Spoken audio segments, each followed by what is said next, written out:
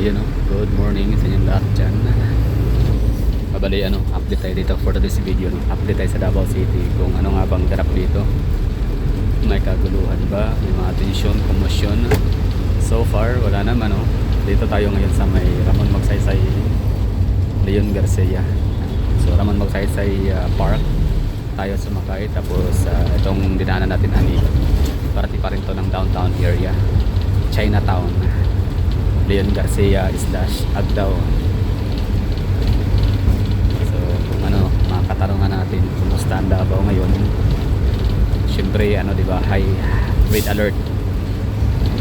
So red alert means kailangan magmasid, be vigilant, gano'n. So hindi ko alam kung anong magiging nito epekto sa mga ordinaryong mga mamamayan. Gawa magkakaroon nga ng arrest warrant. Hindi sinabing natanggap na nila, pero meron daw sila natanggap ng Malacanang na balita regarding sa arrest warrant na i-issue ng ICC or International Criminal Court. Basta. So yun, basta ng ICC. So magano sila mag-issue ng warrant of arrest against PRRD, ex-President Rodrigo Roa Duterte. So kukulihin siya, ikukulong. Hindi lang natin alam kung kailan siya huhulihin.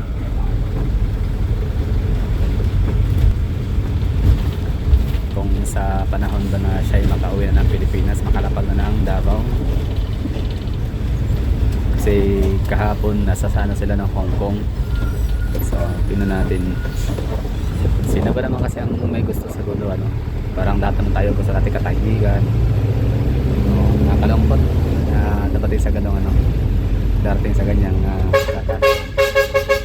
siyempre gulo yan trouble yan. Gawa hindi naman kasi talaga papayag lang mga taga-Davao supporter ng pamilyang Duterte.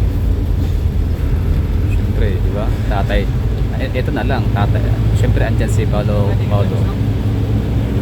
Andyan si Congressman Paolo Duterte, Bastian Duterte, di ba?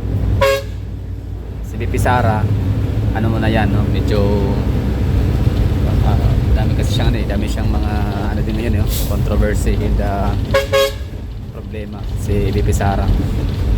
So wag na muna natin siyang idamay sa pagka-aresto ng tatay niya. So ang talagang number one affected dyan si Kitty Duterte, yung nanay ni Kitty Duterte, si Hannibal Abansenia, yung common law wife ni ex-President Rodrigo Roa Duterte, si Mayor Basti Duterte. So talagang gulo yan, So, siyempre hindi naman pwedeng pababayaan ng mga taga Davao, di ba? Baga hindi pwedeng pamilya lang ni Tatay Digong ang re-raise back yung aalma katawag dyan, yung papalag, hindi pwedeng lang pamilya, kasi yung natotoo lang yung ginawa ni Digong, hindi naman yan para sa kanya, di ba? Yung war on drugs, o yung mga innocent na damay. So yung ganong palisiya niya, hindi naman yan para sa kanyang pamilya, para sa kanya, kundi para yan sa mga mayang Pilipino, di ba? So sacrifices talaga to the max, Grabe yung kanyang ginawa sakripisyo. Yan pala talaga sinabi niya na pwede siyang hindi mapunta sa langit. I might live in hell, or I might go to hell. Sa war on drugs, nabahiran ng dugo ang kanyang mga kamay, dugo ng mga criminal addict. Pero okay lang, ang mahalaga at least masigurado niya na ang kanyang mga nasasakupan, ang kanyang mga kababayan ay nakatira sa paraiso. Ganun, like paraiso, tahimik, di ba? Yan yun yung essence ng isang paraiso, di ba? Ang pagkakaintindi natin sa paraiso, di ba? Yung tahimik, walang gulo. Siyempre, paraiso sa mundo, paraiso sa lupa. Tahimik, walang gulo, malaya, alam niyo yun, walang kinatatakotang mga criminal addict sa mga gilid-gilid lansangan, peaceful, So yun ang yung kanyang pinaka intention, yun yung kanyang pinaka target, pinaka aim, bakit niya ginawa yung war on drugs. So ngayon na siya, iniipit na siya ng mga kalaban, di ba? Siyempre wala kasi ibang yan lang kasi ang yung kasi yung pinaka paraan para mapaghigantihan siya ng mga kanyang mga nasasagasaan. Sino ba yun? Unang-una mga makabayan, mga leftist, no? Mga NPA, gano'n, mga tropa ni Juma Season, gano'n, Rizal Antiveros, mga makabayan black, basta mga party list kadalasan mga leftist yan eh. So sila yung mga nasasagasaan sa panahon ni Tatay Digong, kasi sila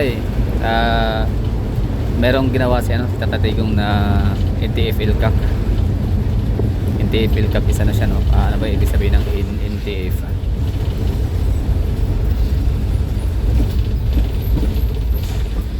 Basta yan, departamento na lalaban para susugpo sa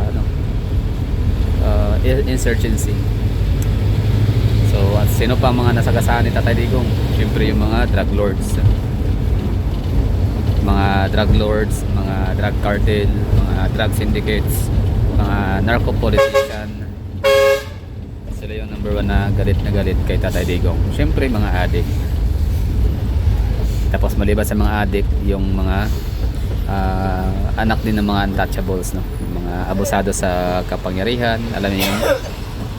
Kasi sa time nung hindi pa panahon ni Digong as president, so kasi yung mga bully, yung dahil anak ng kongresista, anak ng senador, anak ng mayor, anak ng kapitan, anak ng congressman, basta anak ng cabinet secretary, may kapit sa Malacanang. So yun yung mga bully, di ba? Basta-basta lang nananagasa ng ibang tao, mga kawawa, nabibiktima, nananagasa, alam niyo yun. So sila, number 1 na mga law violators ay yung mga mga anak. So kung sino pa yung mga nasa politiko, kung sino pa yung nasa government na nagkatrabaho, kung sino pa yung mga public servant, sila pa yung mga abusado, nanghahamak ng mga ordinaryong tao. So nitong time ni Digong, so yun, yung ganong mga estilo nila, mga ganong ugali, so talagang nadisiplina sila sa panahon ni Digong, kaya galit na galit sila, no?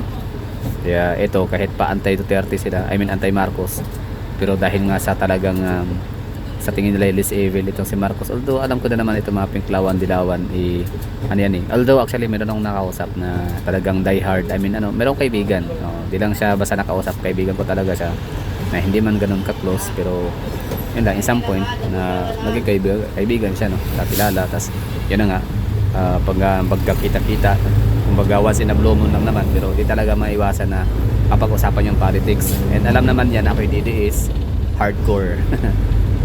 Hardcore, no? So DDS Duterte die-hard supporter. At least ako may rason. Lahat din naman tayo may rason naman, no? Bakit tayo nagkaroon ng bias. Pero si Digong kasi hindi naman bias tawag yan eh. Kumbaga magaling ka naman talaga siya. Hindi kasi dahil taga Davao, bakit si Carlo Nograles taga Davao naman yan, pero di ba, hindi ko naman siya na-idolize. Yes, si Prospero Boy Nograles, hindi ko idol yun, hindi ko yun bias, kasi taga Davao yun eh. Pero wala kasi silang wala silang legacy na maganda na iniwan dito sa Davao City. Duterte lang talaga merong magandang mga nagawa sa Davao. Grabe yung transformation ng Davao City from Nicaragua state sa Pilipinas version into world class city. World class city kasi ang dami niya nakuha mga parangal Naalala ko dati nung like siguro mga 2000, may sa time ni Sara yun eh, VP Sara, siya yung mayor, parang nakakuha yata o kay Mayor Rodrigo ba yun, basta Davao City ay isa sa pinakamalinis na tubig, hindi lang sa buong Pilipinas kundi basta sa syudad.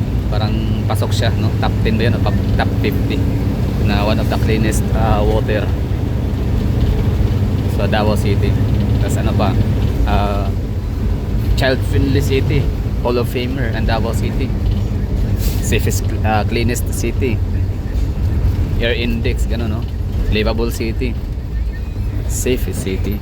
So yan yung mga nagawa ng dami, hindi lang yan, basta naging benchmark ang Davao City dito sa Pilipinas. Tayo yung ano, maraming sinundan tayo ng ibang mga syudad, yung mga policies natin na ginawa ng mga Duterte. Anti-smoking ordinance, no fireworks display, total ban sa mga paputok during Christmas and the New Year's Eve, no smoking policy in all public places. Basta maraming mga rules and regulations na pinapatupad sa Davao City na sinundan ng ibang mga syudad. So gano'n na lang, no, ang so ngayon mga taga Davao tayo, di ba? Di tayo papayag siguro, no, na hayaan na lang natin yung mga pamilya lang ni Tatay Digong ang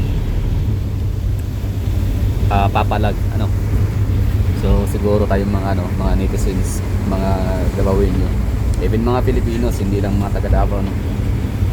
Kasi yung ginawa ni Tatay Digong sa kanyang 6 na taon as president, di naman yun para sa kanyang pamilya, kundi para yun sa kanya. Siguro kung nagnakaw si Digong, nangulimbat ng bilyon-bilyon para sa future ng kanyang mga anak at apo, tapos ngayon ikukulong siya, wala tayong pakialam dun, di ba?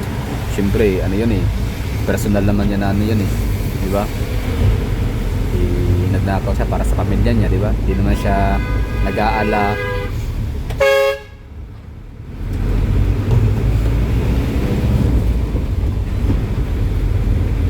So yun, hindi naman siya nagnakaw para ipakain sa mga mamamayan niya. Hindi gano'n. Gumawa siya ng batas, polisiya, para sa future ng kanyang buong nasasakupan sa Pilipinas, mga Pilipino. Tayo makikinabang nun, mga law abiding citizen, di ba? Para sa next generation. Kaso nga lang napaka short, napaka-ikli ng 6 na taon.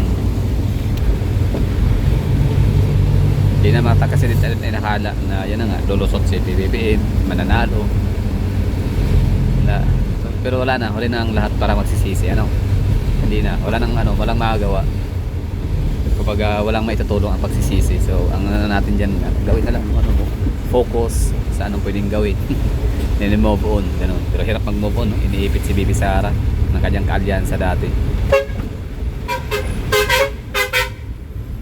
So ito yung natin dito, Davao City update natin to dito. Tapos so far wala naman tayong masyado pang observe na feel na chaos, or trouble or tension or ano pa bang mga bagay na masasabi natin causes, ng presensya ng maraming kapulisan. Manahin mo 7,000 strong force ang mag-a-arrest kaya, PRRD. Ang dami naman nun, 7,000. Sa bagay,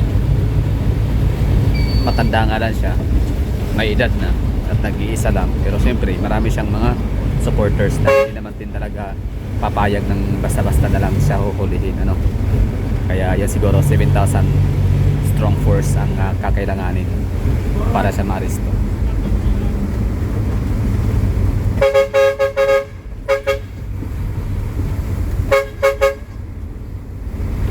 Time check pa lang ngayon, alas 4. Para lang, kuya.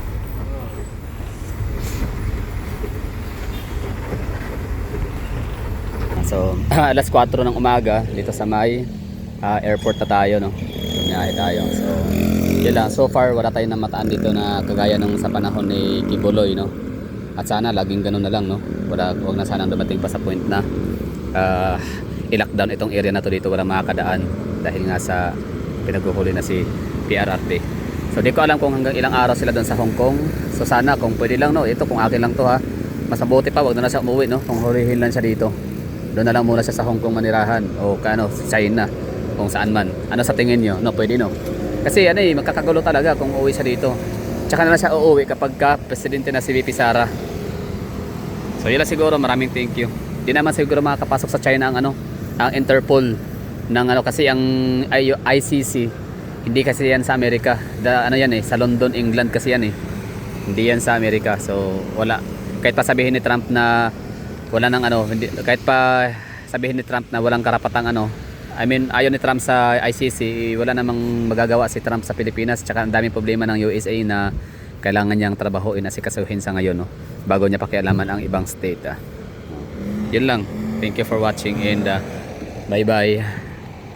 So this is Davao City Airport Highway.